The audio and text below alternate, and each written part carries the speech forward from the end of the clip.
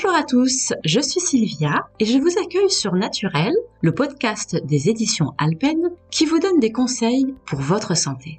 Vous entendrez nos auteurs et spécialistes vous présenter leurs conseils et leurs astuces pour vous aider à prendre soin de vous au quotidien. Bienvenue chez Naturel. Joëlle Robbins, bonjour. Bonjour. Alors, vous êtes vétérinaire depuis 30 ans et vous avez découvert il y a à peu près 15 ans l'efficacité des huiles essentielles et vous avez d'ailleurs développé une gamme de produits vétérinaires aux huiles essentielles et vous venez d'écrire le livre Les huiles essentielles pour animaux de compagnie aux éditions Alpen. Alors, c'est vrai, la preuve de l'efficacité des huiles essentielles pour soigner nos maux quotidiens n'est plus à démontrer. Mais alors vous, comment vous est venue l'idée de les utiliser avec les animaux ? J'ai découvert les huiles essentielles il y a à peu près une quinzaine d'années et je les ai utilisées d'abord sur moi, ensuite sur mes enfants, mon mari, ma famille proche et puis pourquoi pas, je me suis dit tiens, puisque c'est tellement efficace que j'avais vraiment des résultats excellents, je les ai adaptés aux animaux. Petit à petit, bien sûr, j'ai commencé par faire des préparations extemporanées, c'est-à-dire des préparations que je faisais en clinique, en consultation. Et puis, les gens étaient vraiment très contents, les retours étaient excellents. Donc, petit à petit, nous est venue l'idée de faire une gamme de produits, d'abord de soins, d'entretien, shampoing, nettoyage d'oreilles, etc. Est-ce que cela concerne tous les animaux ? Ça concerne, en tout cas moi dans ma pratique, je soigne les chiens, les chats et les lacs. Donc je n'ai pas testé mes produits, ou en tout cas les huiles essentielles sur les chevaux et les animaux de rente, mais je sais que beaucoup d'éleveurs et beaucoup de vétérinaires les utilisent en rural. Alors, est-ce qu'il y a des précautions à prendre quand on soigne les animaux avec des huiles essentielles ?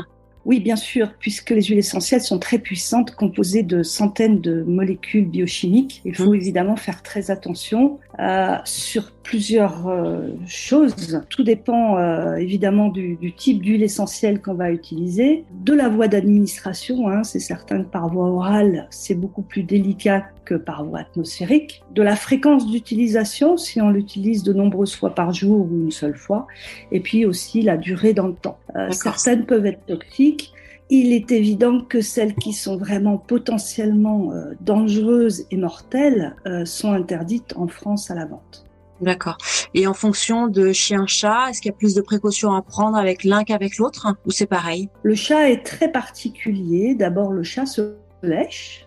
Donc, le moindre produit que l'on va administrer sur son poil, il va l'ingérer. Donc, il faut faire très attention à ça. Ensuite, le chat est particulier dans le sens où son foie métabolise mal les huiles essentielles.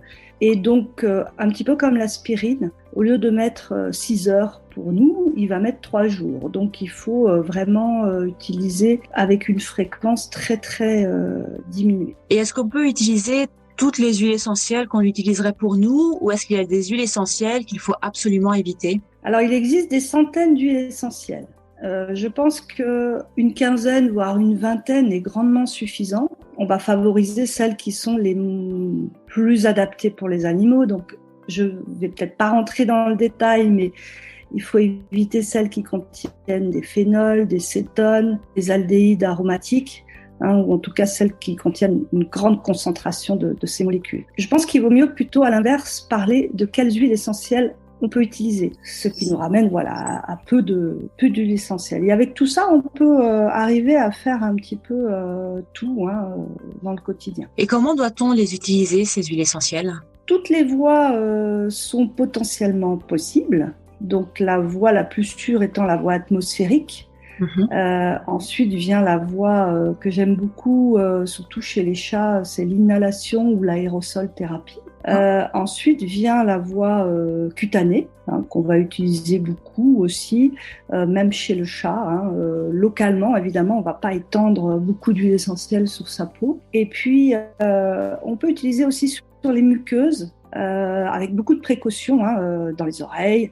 Les yeux, c'est interdit, mais on peut les utiliser en utilisant des micro-dilutions qui sont impossibles à faire à la maison.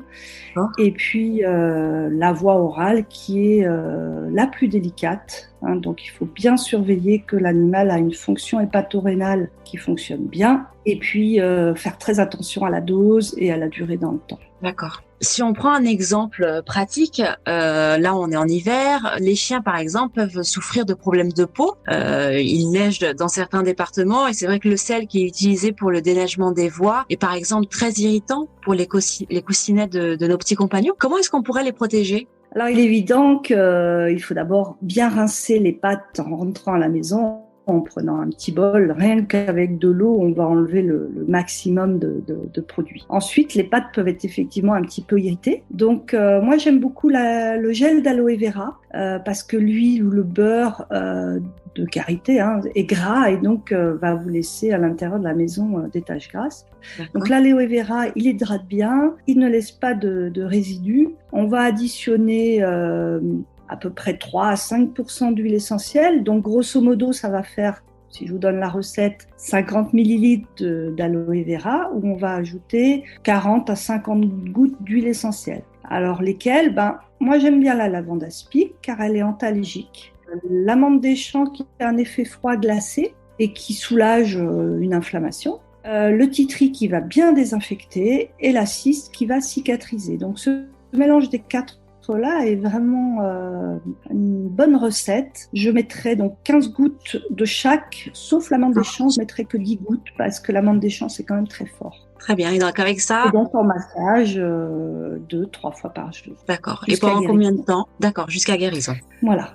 Ok, très bien. Il n'y a pas de toxicité, donc c'est un gel qu'on peut utiliser pour un petit peu tout, à n'importe quelle plaie et aussi longtemps que nécessaire. Il y a peu d'huile essentielle, peu de risque de passage